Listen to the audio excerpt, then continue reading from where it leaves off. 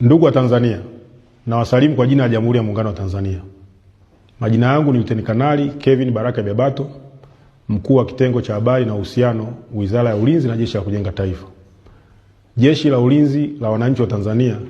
linatangaza nafasi za kuandikishwa jeshi kwa vijana wa Kitanzania kuanzia elimu ya sekondari hadi elimu ya juu. Vijana watakaoandikishwa jeshi watapatiwa mafunzo mbalimbali muhimu ya kijeshi na mafunzo ya kuendeleza katika taaluma zao. Ndugu wa Tanzania, vijana wa Kitanzania wenye nia ya kuandikishwa jeshi wanatakiwa kuwa na sifa zifuatazo: awe raia wa Tanzania wa kuzaliwa, awe na umri usiozidi miaka 25 kwa elimu ya kidato cha 4 na kidato cha 6, usiozidi miaka 28 kwa elimu ya juu, awe na afya nzuri na akili timamu, mwenye tabia na nidhamu nzuri,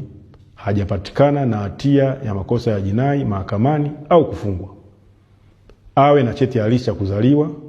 original birth certificate, na vyeti vya shule, academic and school living certificate, awe hajatumikia jeshi la polisi, magereza, chuo cha mafunzo, kikosi maalum cha kuzuia magendo au chombo kingine chochote cha ulinzi na usalama, awe amehitimu mafunzo ya Jeshi la Kujenga Taifa kwa mkataba wa kujitolea miaka 2 au mujibu wa sheria na kutunikiwa cheti. Ndugu wa Tanzania, utaratibu wa kutuma maombi ni kama ifuatavyo.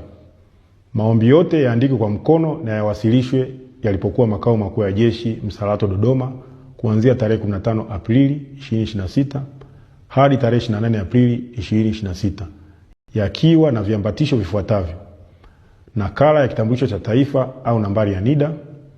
nakala ya cheti cha kuzaliwa, vyeti vya shule na chuo, nambari ya simu ya mkononi ya muombaji, nakala ya cheti cha JKT kwa waombaji waliomaliza mkataba. Aidha, vijana waliopo kwenye makambi ya JKT hawahusiki na tangazo hili. Ndugu wa Tanzania,